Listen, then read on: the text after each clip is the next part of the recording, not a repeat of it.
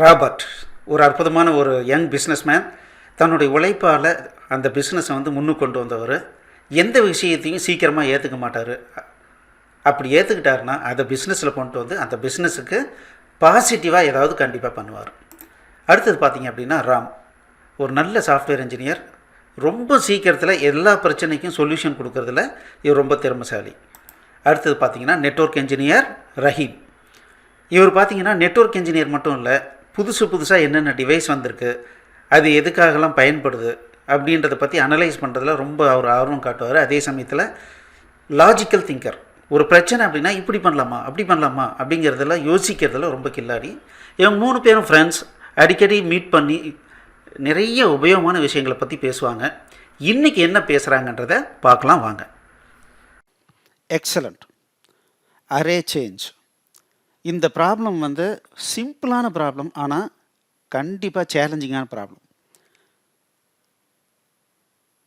சரி, இந்த ப்ராப்ளத்தை முதல்ல நம்ம படித்து புரிஞ்சிக்கலாம். You are given an array of integers. உங்ககிட்ட ஒரு இன்டீஜர்ஸ் மட்டும் இருக்கிற மாதிரியான ஒரு அரேவை கொடுத்துருக்காங்க. On each move you are allowed. ஒரு மூவில் உங்களுக்கு அனுமதி இருக்குது. எதுக்கு? To increase exactly one of its element by 1.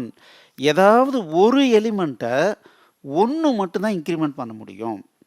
Find the minimal number of moves required. கண்டுபிடிக்க சொல்கிறாங்க. என்ன கண்டுபிடிக்க சொல்கிறாங்க? மினிமம் எத்தனை மூவ் தேவைன்னு கண்டுபிடிக்க சொல்கிறாங்க. எதுக்கு? To obtained a strictly increasing sequence from the input. கொடுத்துருக்கிற இன்புட்லேருந்து அந்த நம்பர்ஸை எடுத்து பார்த்தோன்னா இந்த ஆப்ரேஷன்லாம் பண்ண மாட்டி எல்லா நம்பரும் எப்படி இருக்கணும்? எல்லாமே இன்க்ரீசிங் சீக்வன்ஸில் இருக்கணும் அப்படின்னு சொல்கிறாங்க. ஒரு எக்ஸாம்பிளுக்கு இந்த மாதிரி 3 நம்பர் கொடுத்துருக்காங்க. இதனுடைய அவுட்புட் என்ன வரணும்னா 3ன்னு சொல்கிறாங்க. சரி, எப்படின்னு பார்க்கலாம்.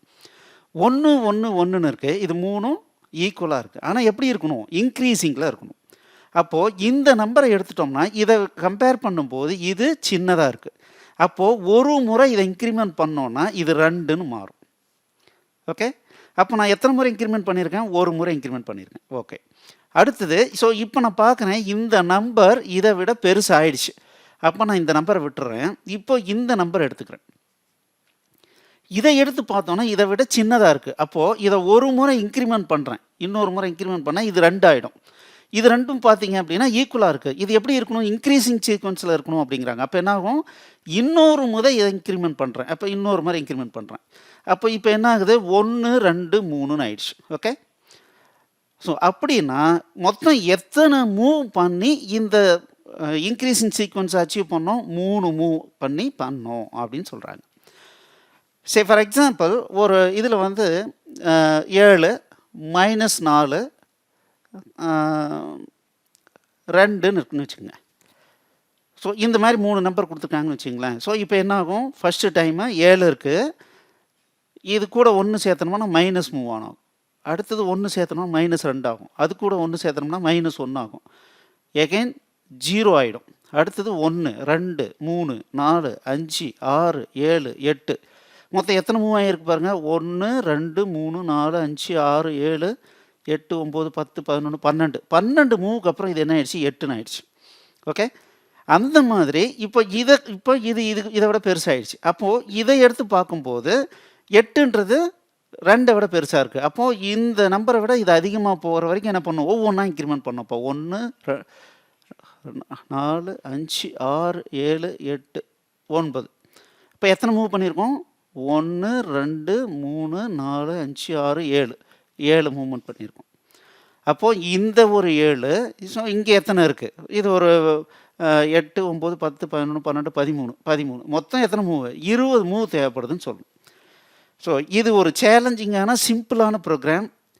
நான் இந்த ப்ரோக்ராமை வந்து இப்போ நான் சொல்லி கொடுக்கல, நீங்கள் ட்ரை பண்ணுங்கள். அதே மாதிரி இதில் 3 நம்பர் தான் இருக்குன்னு நினைக்காதீங்க.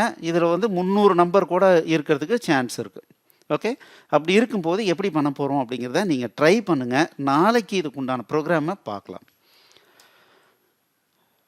ஐடி ஃபீல்டில் சாஃப்ட்வேர் டெவலப்மெண்ட்டில் நம்ம நல்லா ஏர்ன் பண்ணணும் அப்படின்னா, நல்ல நேம் வாங்கணும் அப்படின்னா, இருக்கிறதுலே டாப் பொசிஷனுக்கு போகணும் அப்படின்னா இந்த லாஜிக்கல் திங்கிங் அப்படிங்கிறது ரொம்ப ரொம்ப முக்கியங்க.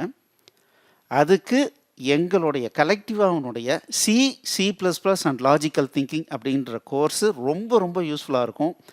இன்றைக்கே வாங்கி படிங்க. உங்களுக்கு ஏதாவது டவுட் இருந்ததுன்னா 8508502000க்கு கூப்பிட்டு பேசுங்க. All the best. தேங்க்யூ.